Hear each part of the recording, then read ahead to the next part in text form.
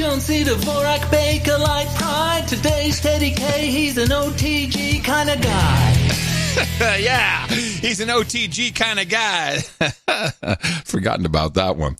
Couple of OTG segments for you. There is stuff to discuss. There was, and this is something that I have always wondered about, especially when traveling. I noticed that, and even in the U.S., even though we're both on T-Mobile networks, but even when the Keeper was on Sprint for the integration, SMS text messages, which is all I do. I don't have any other apps. There's nothing else I can do. I certainly don't use iMessage. Been through that nightmare before where you can't get off of it, or people think they're sending something to you when you no longer have an iPhone. But text just not arriving. And it was always my understanding that SMS was kind of a guaranteed messaging service. I mean, my God, man, they charge 25 cents for it. Certainly if you're doing it overseas, maybe even more sometimes. And that was always my understanding, was guaranteed delivery of these messages. But I've seen them slipping up. And especially when you have a time zone difference, and you know, when the Keeper said to me, "Hey, I haven't heard from you all day. Everything okay?" I was like, she didn't get a picture. I think there was some other. We have to compare them all next to each other. And this is mainly because there is a service that kind of sits in the middle as a router, very much the way email is handled. Microservices architecture. A weird blast from the past early yesterday for more than 168,000 Americans when they received a text on their phones originally written for them as far back as Valentine's Day. And this is really strange. Some had messages coming from friends or family who've actually passed on. Others received a text from ex-boyfriends, ex-girlfriends. And as I say, the worst scenario is getting a text from somebody who's died. The cyber guy is here. Kurt Knudsen joining us with more details. Now, Kurt, getting a text from a dead relative is really spooky. Who's responsible for this and what happened? Yeah, a lot of people seeing this as a curse, David. And then for others, they think Cupid is striking again. A lot of mixed opinions, but a lot of people pouring out their emotionally charged response to this. These are called ghost texts. There were, as you said, 168,149 of them. The reason this happened is a company named Cineverse, located in Tampa, Florida, actually is the go-between third party between the wireless phone companies that we use. So if I sent you a message from AT&T, but you use something else like Verizon, they might use Cineverse to connect those messages and bring them to the next service. Well, apparently, right around Valentine's Day, as you had said, they got caught up in this glitch and just sat there suspended. And then recently in a maintenance update that they were doing on their systems, they started flowing through. But it doesn't say they were dated back then. It looks like they were just sent right now. So for someone that may be your ex that you don't like, and now it seems like they're saying, "Hey, I'm waiting outside with flowers," that's not really good. So, I mean, obviously it's kind of funny that this took place. This happened? This is a local story? JC had this happen to one of his coworkers who's overseas as we speak. And then a Valentine message came to his wife saying, "Hey, sweetie, I'll be seeing you at the same place. Let me know when you're here."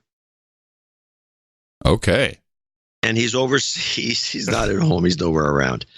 And so his wife gets this message, and she says, "What's this all about?" And starts grilling him. Because she thought that, of course, he was texting some chick. Name? Oh, brother. Oh, my goodness. The guy, he said, "Hey, wait a minute, and he's trying to show he's trying to show his messages. He took screenshots of his phone. And he's sweating. He's sweating. He's sweating. So he's sweating for 24 hours because the next day that the story broke. And once the story broke. Oh, thank goodness. Okay. And it saved his marriage. Wow. Yeah, that's that. Anyway. Screw these guys. And I know we have lots of dudes named Ben, and well, actually we said dudes named them. So we have dudettes as well who are in this business. So I'd like to know. Why is this failing? Is it really this company in the middle? And by the way, is this something the NSA talks to? You know, I thought it was direct. In fact, I was even convinced that at some level, text messages were encrypted. I mean, I have no evidence for that, but I thought it was supposed to be encrypted, secure, and guaranteed. I was under the impression, we talked about this at the dinner table with JC, who works in the business, and he was under the impression that SMS messages are sent and then deleted. And I've never believed that for a minute. And this is an example. They were obviously stored someplace. And why were they stored for so long?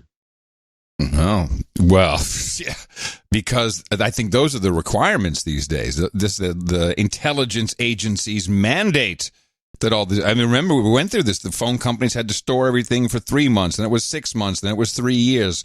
And we've been through this. No, they're not deleted at all. And I'm also going to bring this up, which because of my MailChimp situation, which I'm worried about, which is mail. It's getting mostly going out, but there are people that claim they never get them. Then they look in all their boxes and they check for the spam, and they never find a copy of it. So it's time for us. And I discussed this with the keeper last night because she was like, "I don't understand. John needs to use a different mail service. MailChimp isn't good enough." I said, "This is not the issue. The issue is for at least 15 years, and I know because when we were at Pod Show, so that's 10 years ago." 2005, we had a system and you could request your lost password. And people were not receiving the password reset message. And we looked into it, and that's when we found very quickly that the big email service providers, Gmail, Yahoo, AOL, a couple other really big ones. Certainly if you have it through Verizon, some people have their email address through their cell phone provider. They do not guarantee delivery of everything. In fact, to protect their customers, they send lots of stuff to spam, doesn't even see your account. But if your email is tagged by one of the approved companies, which you sometimes wind up paying $100,000 a year to, that's what Podshow wound up paying, $100,000 a year to I think it was Sequoia company. It might have been Kleiner. I think it was Sequoia Capital Company. And that's all they do is they have deals. And we've talked about this several times in the past. They have deals with the big email providers like Gmail. And if you go through them, which is very costly, depending on volume, of course, but they have their tiers, then it's guaranteed to arrive in the inbox. So it's logical that a MailChimp, a newsletter email service, pays that fee. But do they pay all the time? Do they pay for a certain level of service? Are they just getting screwed over? Well, I believe there's also another element, which I discussed in that Twitter memo, which is that I think these guys are over, and I think this would apply to SMS. I think it would apply to MailChimp, and I'll explain the MailChimp situation. I'm with you. Is they may not just be able to handle this. It's also possible that their mailers just, the servers are just overloaded. Okay, we're at the limit. We can't send any more out. Possible. I mean, we're done. We're at the limit. We're sending out as much as we can. We're full. It happens. And the thing about MailChimp, which is kind of an indication of this, is that MailChimp uses a flat fee mechanism. There you go. So you have you pay $150 a month. We do. Jeez. To send a mail out. And it's dependent. You can send it out daily. I should be sending out a daily newsletter. Yeah. Because it's a flat fee. Now, other mailing services do it by mailing. You have to pay per mailing. And so it encourages MailChimp, and their flat fee encourages you to send 2-3 emails a day. I mean, that would burn. And I'm sure people are doing that because they can do it, because they can. Mm-hmm. So they're just pumping it out. And it would burden the servers. I don't know if these servers can handle that kind of a load, even though I'm sure they're running through all the systems out there that can handle these huge loads, supposedly. Yeah. But it costs money. I just think a lot of this is because the whole system is so text heavy that it just can't handle the load. SMS is probably a load problem.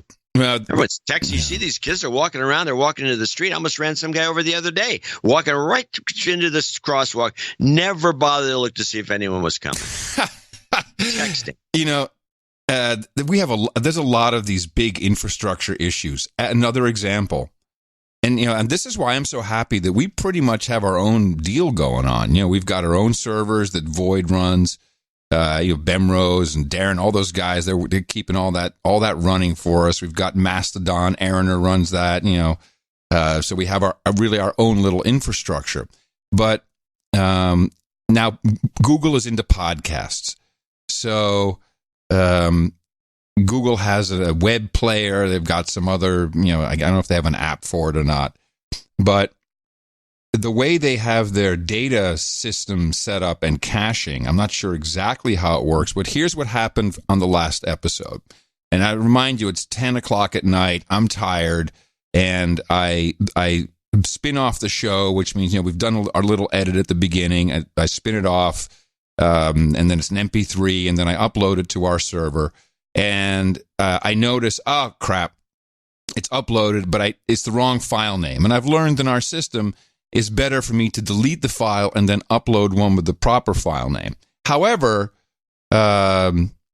somewhere, and I recommend people not do this, they know that my file naming structure, so they're just going to fill in the URL of what the MP3 will be. And until I've actually hit publish, until I've actually announced it on noagendasocial.com and on Twitter, people will sit there and refresh, and so they get like a half a file because I deleted it as it was still. We have our own little content delivery network, so as it's propagating out, as someone grabs it, that gets cached through some Google thing, and before you know it, people are getting half the podcast.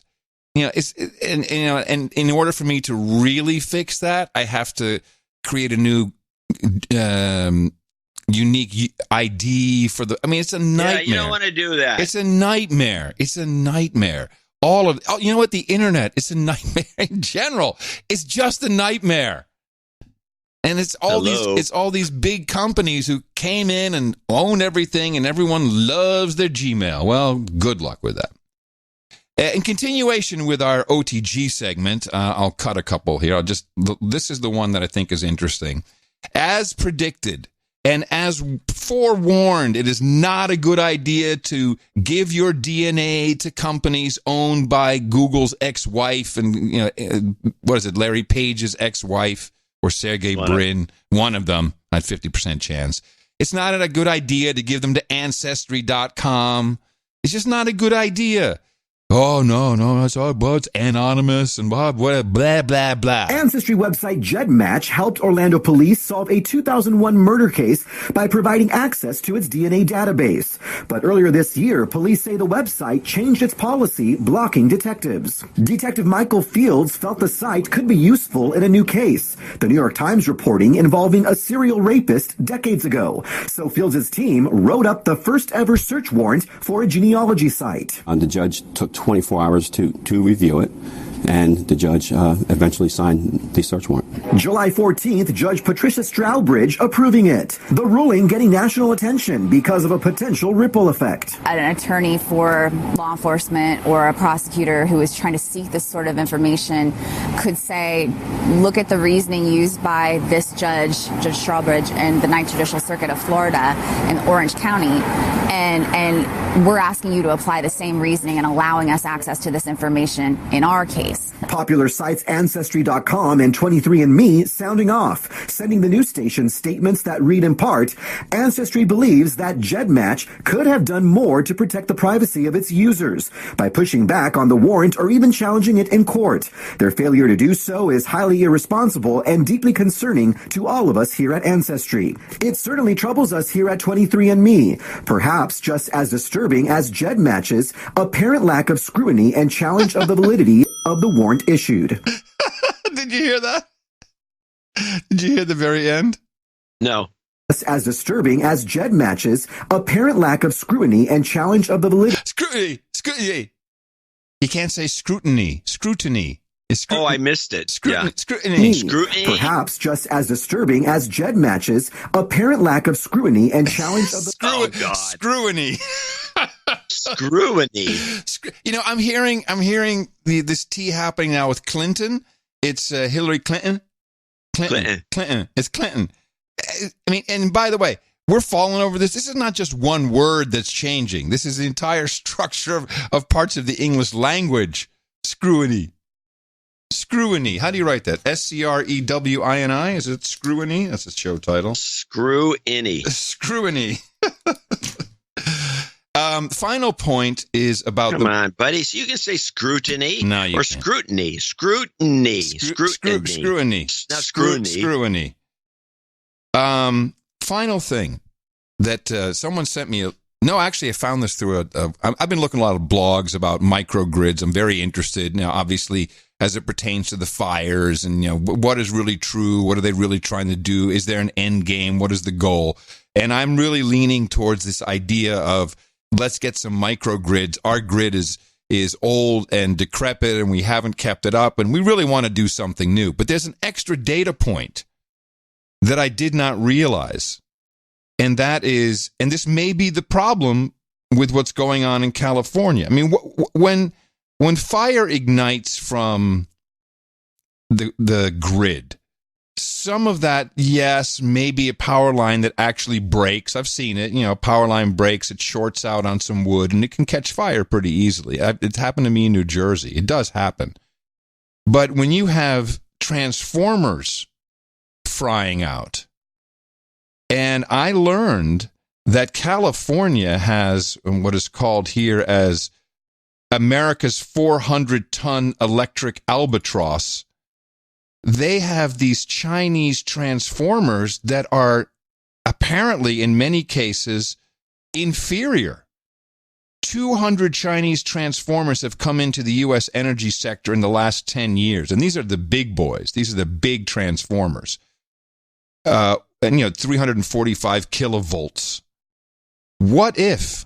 Because before all this really started, we've always heard our grid's no good. We've got to upgrade. There's a lot of chatter about how we've got to upgrade the grid. Is it possible? Yeah. Is it possible that our grid is filled with cheap ass Chinese junk that is just burning up and burning stuff down? Yeah. This is not discussed. No, well, it's now being discussed by you. And apparently, Pacific Gas and Electric has quite a few. China has shipped a 900 megavolt ampere transformer to the United States. This article, this is 2004. Amps. Made by the Tibian Electric Shenyang Transformer Group, used for connecting the California power grid and the hydropower grid in Los Angeles. I mean, I had no idea that we are using Chinese transformers. This could be a big part of the issue and why they want to. They're about 1/2 the price of whatever General Electric. I don't know who makes the big transformers anymore. If anyone, maybe nobody makes them. Yeah, no, a lot of companies. ABB. I remember when. No, ABB. ABB is the big one. Cummins Diesel was on the air going on about how they're using all these engine blocks from China, and the woman spokesperson for the company, a very famous motor maker, says, nobody can do these. You can't mold these things here in this country. And I did some research. You remember this was on the show a couple years ago. There's a ton of companies that could do them, but no, they're just bringing in these ones from China because it makes their bottom line work a little better, and the profitability goes up a bit because they're using cheap components. And I suppose that's what's going on here. Tibian Electric, this is the Chinese company, beat out several big international rivals, including South Korea's Hyundai, Japan's Mitsubishi, and Switzerland's ABB to win the deal. So they're underbidding with cheap Chinese crap. This is the problem with the bidding model. Well, of course, it always goes to the lowest bid, but this is not competitive. I mean, we have no proof, but I would say, hey, this needs to be discussed. I want to know, is there Chinese crap that's burning up California? Is that part of it? Well, I'm sure a lot of these insulators, like the one that went off and started this last fire up on one of the transmission poles, those insulators, I wouldn't be surprised if most of them were made in China too. Yeah, you're right. And then China can make a lot. They can crank. Yeah. They always could. That's one of the things China they can do. Crank. That's right. They can crank. Meanwhile, according to Quirash, a pro-ISIS media outlet, whatever that is. What is that? I don't know. What CIA front is this? Exactly. Well, listen to the headline. ISIS urges followers to ignite fires in forests across the U.S. and Europe. Oh, yeah. Yeah, that's what we need. Yeah. Oh, it's ISIS. Don't worry about ISIS in America, everybody. They're back. No. We're not going to fall for that. I call for an investigation on this China stuff. Yeah, well, you're not going to get one because we have better things to do. We have more important things to do than look into things like that. We have to impeach